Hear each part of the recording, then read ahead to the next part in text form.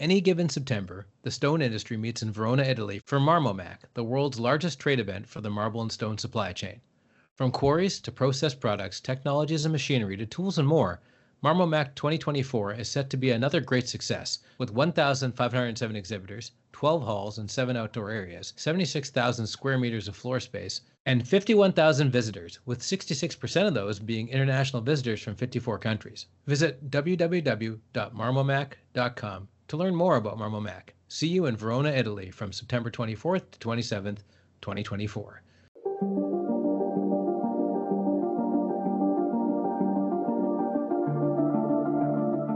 Hello and welcome to the Construction Record Podcast. I'm digital media editor Warren Frey. On this episode, I have two interviews with BC construction leaders about the upcoming provincial election on October 19th.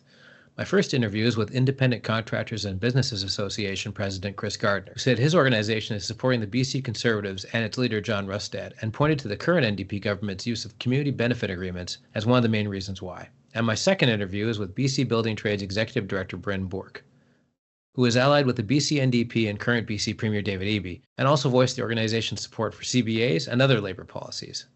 Without any further ado, here's Chris's interview, followed by Brynn.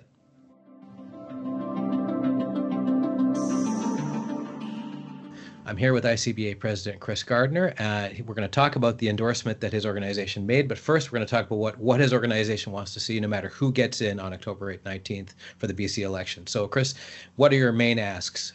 Even if the NDP gets in, what do you want to see?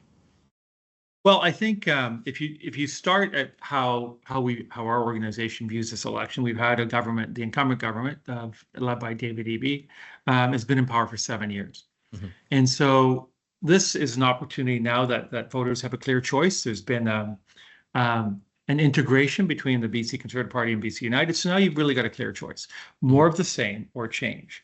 And so for voters thinking, okay, do I want more of the same or do I want change? Well, what is the record of after 7 years? Where are we? Are we better off than we were 7 years ago? Mm-hmm. What's the progress being made on the major files that we're facing? And so we would look at those as a construction association. Exactly. Yeah. Where are we on building homes and infrastructure? Mm-hmm. And then there are other things that cascade out from there. Construction is an entrepreneurial undertaking.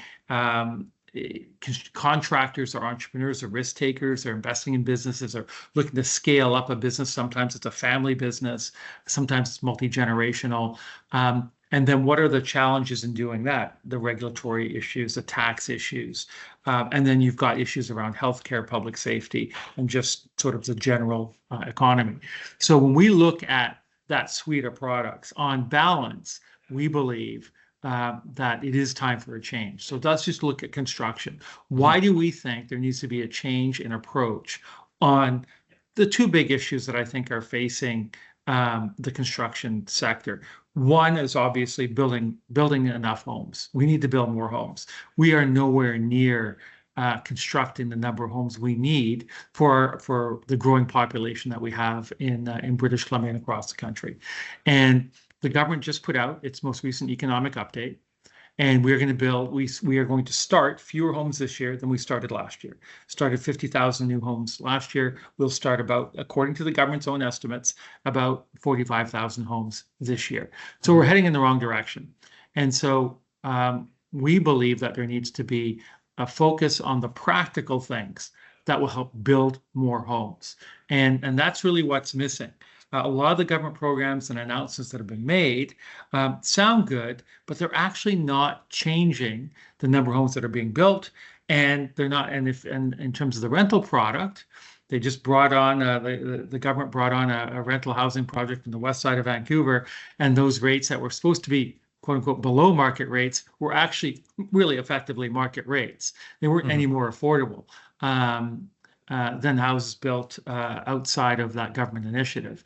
And so in our view, we need to build more building more supply and bring more supply into the market is the key to addressing affordability. And we're not doing that right now. Why aren't we doing that right now?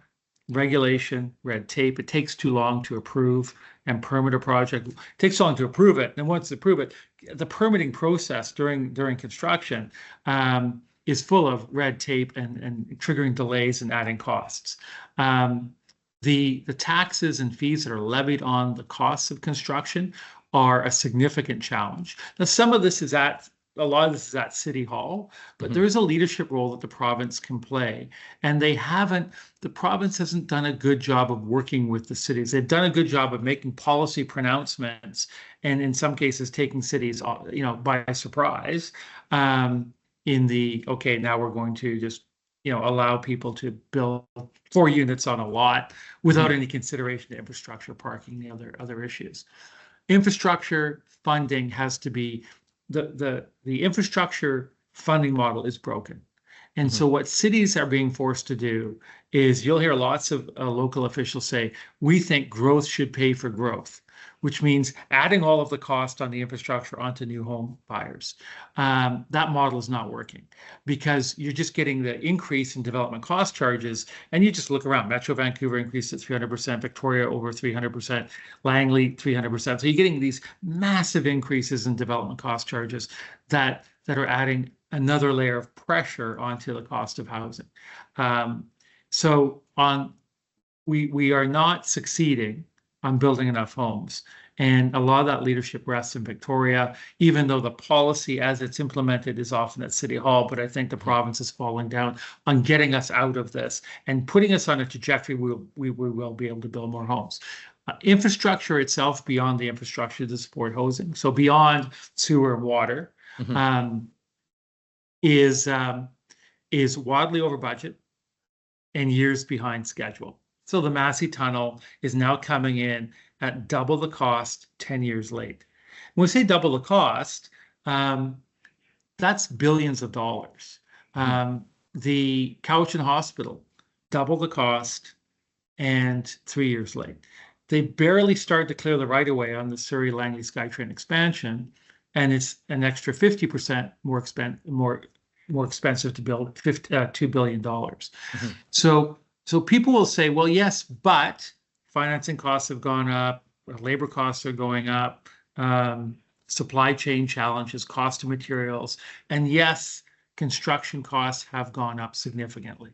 But, if a major project was increasing by 10%, 15%, 20%, because some of this was already in the pipeline, that would be understandable. But to get these dramatic, wild increases in budgets don't make sense. So there needs to be more openness and transparency in how we're building major infrastructure. The community benefit agreement procurement model is broken. It's deeply flawed, and the numbers are coming in, and it's deeply flawed. It is not working. It doesn't make sense for the government in a time where there's so much pressure to build and so many cost pressures on builders to basically say, we're going to go out to the market and procure billions of dollars in construction, but we're only going to procure it from 15% of the construction workforce. It doesn't make any sense. And so what we need is a more practical, common sense approach to how we're building infrastructure, how we're addressing the housing challenges, and then let's look at the shortage of skilled trades people. If you want to get a Red Seal designation in the construction trades in British Columbia, there's a shortage of spaces. The shortage of training spaces means there are wait lists for Red Seal courses. And those wait lists for Red Seal courses means instead of going through your program in 4 years, it could take 6 years or 8 years or longer. And that's a disincentive for people, for construction workers to continue on and get the Red Seal designation. Oftentimes, the only training center is in the Lower Mainland. So if you are an iron worker in Nanaimo or Fort St. John or Kelowna, you got to find your way to get down to the Lower Mainland. So we need to be dispersing training centers, do a better job regionally. But the other thing we need to do is let's figure out ways to deliver curriculum online, remotely, and do it in the evenings, do it on weekends. Not have an institution say, yeah, we're flexible, but we're going to be flexible from Monday to Thursday, 10 to 3. Let's be a little bit more creative with how we're delivering that training, understanding that in any Red Seal course, 90% of what you're learning is going to be on the job site. That's the way the course is set up. That's where the real learning happens. So why aren't we incentivizing employers to do more training and creating partnerships with the employer community to do more training. Employers want to train. They're spending a lot of money in training, but I'm sure there's some creative partnerships that could be created to help go even further when we're facing a historic shortage of skilled tradespeople. The province should be working closely with the federal government on the immigrants that are coming to British Columbia.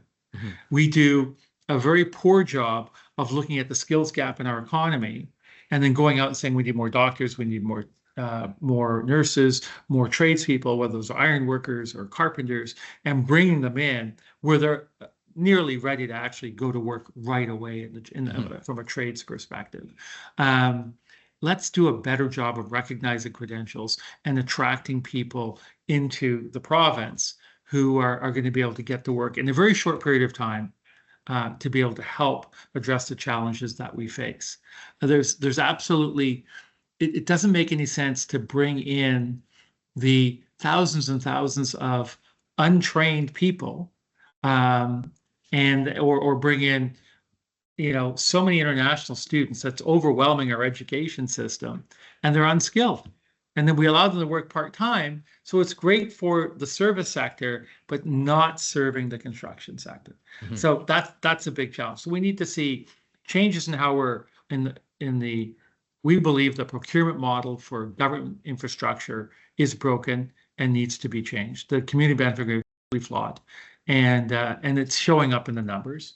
We're delivering infrastructure in a way that's far too expensive and years over budget. So taxpayers are paying too much for too little and getting it too late.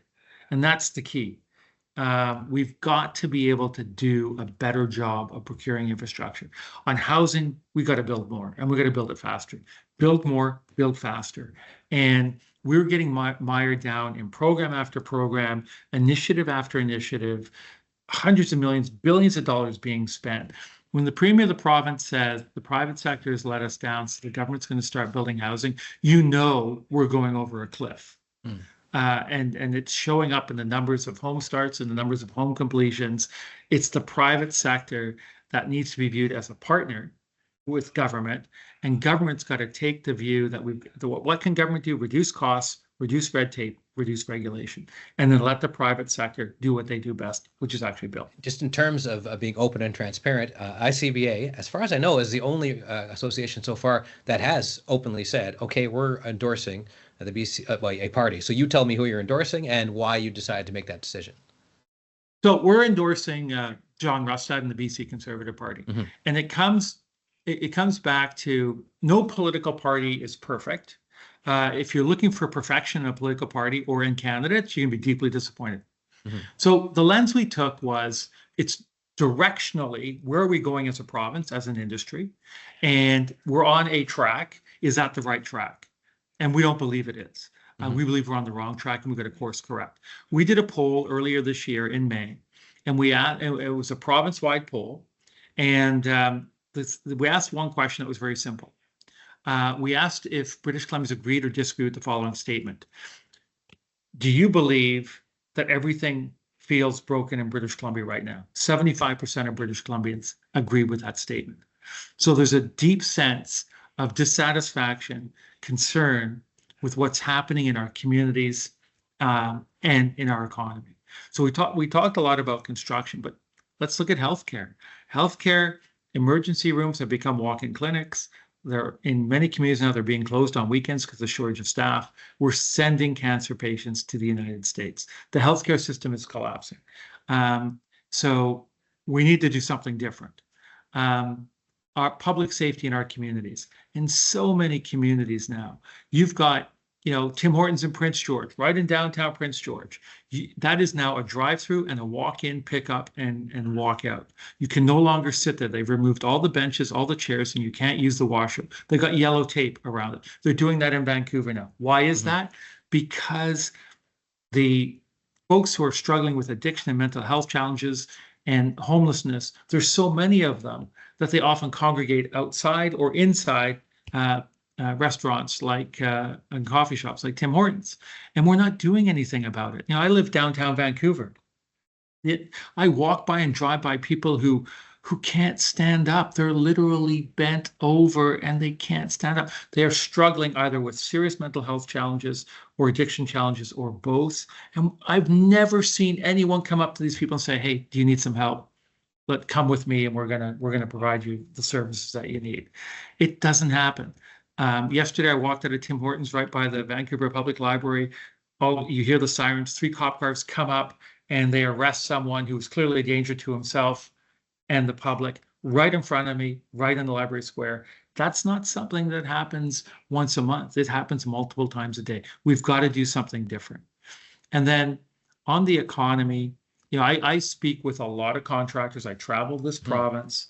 I speak with a lot of construction workers. Contractors will tell me it's never been harder. It's never been harder to do business. It's never been harder for me to build. And they just feel that when they wake up every morning, the deck is stacked against them. Like, it's not like government's coming out and saying, the worst thing they hear is, well, here's a new program, it's going to help, or here's a new regulation, it doesn't help. It actually makes their life more complicated and more difficult. And so we believe that we need change. And that change is best represented by John Rustad and the Conservatives. And so that's the direction that it's an endorsement. Now, do I think all of our members are going to, I'm sure some of our members will make different choices. But when we look at the industry, the challenges the industry is facing, we believe that on balance, this government there's a sense that the government's out of touch. They're out of ideas, and now they're out of money. If you looked at the most recent budget update, a $9 billion deficit this year. Vaughn Palmer, one of your colleagues in the media, said, and it was a stunning rebuke. He said, this government's incapable of managing taxpayer dollars. So it is about construction, but it's about a whole bunch of issues that are cascading and leading to a sense of dissatisfaction. And I think we need change. I think it's a compelling case for change. I don't think there's any doubt about it. I talk to lots of business owners, and I think for business associations to basically say, well, we're not going to take a position. We're just going to, you make up your own mind. Business associations are advocates for the industry, advocates for business people, advocates for commerce and trade, and in construction for building. And if you're an advocate, you have to speak up. You have to take a stand. Doesn't mean in every election that your endorsement is going to be the same, but it means that in this election, and then one that would come 4 years from now, maybe it's a different decision, but you assess the positions of the parties, you assess the economic environment, you assess the needs, and you make a recommendation. That's what we've done. And so I feel that we've put the recommendation out there, and we've got 5 weeks to October 19th. It's going to be a very interesting campaign. I don't think anyone thought that we were going to end up in the position we're in terms of having that clear choice, and not, we've got a clear choice if you want change, and one if you want to stay the course. So now I think voters are going to have a chance in the next 5 weeks to assess the positions of both parties, where they are in their personal lives. I believe when they make that assessment on balance, I think the John Rustad and the Conservatives, it's time for a change, and they represent that change. So, Chris, other associations have advocated in writing, really, for a Minister of Construction. The BRCA and BCCA have. They said that to John Rustad as well. They've asked all, used to be 3, now 2 candidates about it. What is your thinking on the Ministry of Construction idea, or Minister of Construction? Yeah, we do not need a Minister of Construction. Unequivocally, that is not going to help solve any of the challenges I just outlined, any of the challenges that contractors or construction workers are facing in their everyday lives. I don't view another department of government as being the solution to delivering major infrastructure faster and in a more cost-effective way.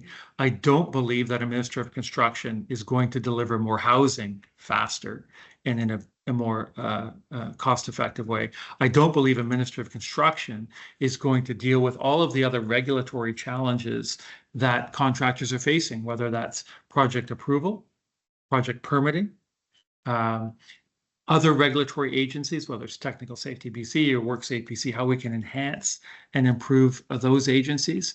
I view the call for Ministry of Construction is saying, well, we need more government to sort this out. We've got the one thing that's grown in this province, it hasn't been our economy.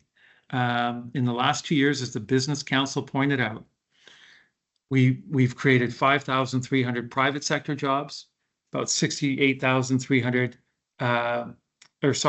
government jobs. So that's for every 13 jobs, 12 of them are government jobs. We don't need another ministry with more government employees creating more bureaucracy and more red tape. And if you think about it, that's exactly what the NDP said when they created the Community Benefits Agreement Framework. They created BCIB, a new Crown corporation. It cost them $30 million to set it up. They hired all these bureaucrats. And what's happening? Infrastructure is coming in wildly over budget and years late. We do not need a Ministry of Construction. Okay. Well, thanks for joining us today. Great. Thank you. I'm here with Brynn Bourke, Executive Director for the BC Building Trades Council. And like many other association heads I've been talking to, I'm asking them what they want to see from whichever government gets in on October 19th in BC. So I'd start with that. What are the sort of the priority areas that you want to see addressed that haven't already been addressed, or ones that they're working on and could continue to do so on October 19th?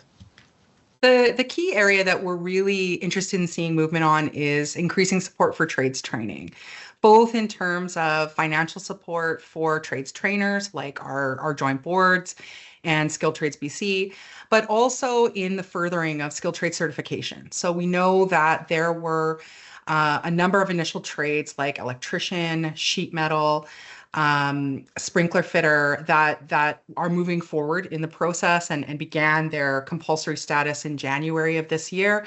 We've identified a number of initial trades or additional trades that we would like to see become compulsory. And for example, iron worker and tower crane operator.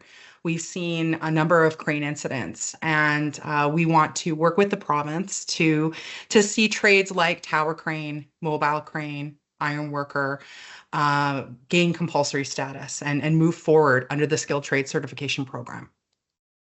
And just in terms of when I talked previously to VRCA and BCCA, they emphasized how much immigration was important. And I would assume, well, I'm not going to tell you what you think. You tell me what you think about immigration, and not just from other countries, but also interprovincial immigration. Well, and the building trades has really had a lot to say on this in the immigration file. So we know that we're facing a skilled trade shortage, and that we're not only going to need to draw workers from other provinces, but that we're also going to need to recruit about 30% of our workforce in the coming decade from outside of the country. And we recently released a report in June that looked at all the different pathways that workers were entering the country to do construction work in BC. And so we looked at first the immigration pathway. So those are permanent pathways like the provincial nominee program, the skilled trades worker program, Canadian experience class. And what we found was that only about 7,000 construction workers are actually getting into the country through that program. And that it was really hard based on the current, and I would say archaic, point system for construction workers and their trades education to have the same recognition and the same points value as a university education. So we are calling on the federal government to review the point system and better align it with our labor force needs, and also on the province through the provincial nominee program to prioritize entry of tradespeople. At the same time, we can see that there's a large number of construction workers that are coming in through the temporary foreign worker program. And it's incredibly problematic. One, that program has sort of been used and abused by some employers in order to draw cheap labor, cheap and fairly, unskilled labor into the country, and to pay them less than prevailing wages, which makes it very difficult for legitimate contractors that are hiring Canadians, that are investing in training here to compete and win bids. And at the same time, it's exploiting these temporary foreign workers who don't have the same rights as Canadian workers, and aren't able to leave a bad employer if they need to, who have very few options if they feel that they're being, underpaid, or have these serendipitous charges for accommodations when they were told that they were going to be covered, or they're working weekends and they're not being paid. And there was actually just a story last week or a week ago coming out of the painters union with a particularly egregious case. So we've actually also called on the federal government to suspend the TFW program and conduct an audit. Okay, and a couple of the big issues raised by pretty much everybody. Well, this one is not even it's construction related, but everybody's talking about housing. So what's your take on sort of how to improve the housing? Because clearly the government is working on it, and Conservatives say they got a plan for it too, and United is no longer a factor. What would be your take on terms of what can the next government, whoever it is, do to improve the housing situation, which is, to be fair, is not just BC, it's all over the country. Well, and I think the first two parts that we just talked about really are key factors, right? So we have a labor shortage, and you just can't turn on a tap and have a whole bunch of workers enter this country, and they're highly skilled, they're ready to go, they understand the BC building code, they understand the electrical code. What we need to do is grow workers here in British Columbia, and we do that through trades training by investing in apprenticeship. And so providing the training infrastructure through Skilled Trades BC and through a certified and accredited trades trainer to increase capacity, and to bring more apprentices through the system. And then also by rewarding contractors who are participating in the apprenticeship system, who are doing that investment, right? We know that, apprentices take time to get their footing, to increase their productivity. They need mentorship and support on the job, and all of that should be recognized and rewarded, which is why I'm such a champion of project labor agreements and community benefit agreements, because it really centers that understanding that when we're building projects like hospitals, bridges, subway lines, that we're taking that investment from government and we're multiplying the impacts by also creating opportunities for apprentices, for underrepresented groups like women, like Indigenous workers. Another big issue is prompt payment, which is, BCCA in particular has been championing that. But from the worker side of things, because they're the ones eventually getting paid because of all this, and the money's not there, they're not getting paid. What's the BC Building Trades take on prompt payment? Well, and we've been supportive of prompt payment legislation, and I've been participating in some of the conversations that are taking place. And I think what we want is an industry where it is healthy to do business, where contractors feel that they can confidently, that they're going to be paid from, their suppliers, that they're going to be paid from their generals, and that they're going to be able to flow that payment through to workers in a timely manner. That makes sense to me. One thing the VRCA has asked of all was two leaders is a minister of construction. What's your take, yay or nay, on that? Do you think it's useful, or do you think it misses the point? I understand that. I can certainly understand the challenge that right now there are these huge components of construction that are somewhat siloed, right? That you have the skilled trades component currently sort of under the Ministry of Advanced Education, that you have infrastructure, which may be under jobs, maybe under finance, and that who wakes up in the morning and thinks about the conditions of the construction industry and how to align policy. I can understand that. I think that there is probably a midway point that would make a bit more sense by putting skilled trades and infrastructure together first, before sort of trying to pull all the threads into one super ministry. So that would be my take on it. And previously, I talked to the ICBA, who are very public about supporting the BC Conservatives, and I let Chris say why. And it's only fair, and you've already told me that you're aligned with the BC NDP, so you should tell me why they should be the ones to take power on October 19th. I think that the BC NDP has really demonstrated that it cares about working people, that it understands the issues and concerns of construction workers. I started in the building trades in 2012, and a few things were happening at that time. We were 10 years in to the dismantling of compulsory trades when the Industry Training and Apprenticeship Commission was dismantled in 2002, and it became the Industry Training Authority, which was, for all intents and purposes, a hollow shell. Right, that most of the staff had been let go in the early 2000s, and all of the compulsory trades had been ripped away. And what we were watching 10 years into that in 2012 was just the repercussions of the shock and awe. Right, record low apprenticeship numbers, record low apprenticeship completions. Right, it was incredibly devastating. At the same time, we saw that it was very, very challenging for workers to actually organize and to form unions, right? And to have a voice in their workplace. Harder than maybe in any other industry because of how sort of cyclical and siloed construction can be.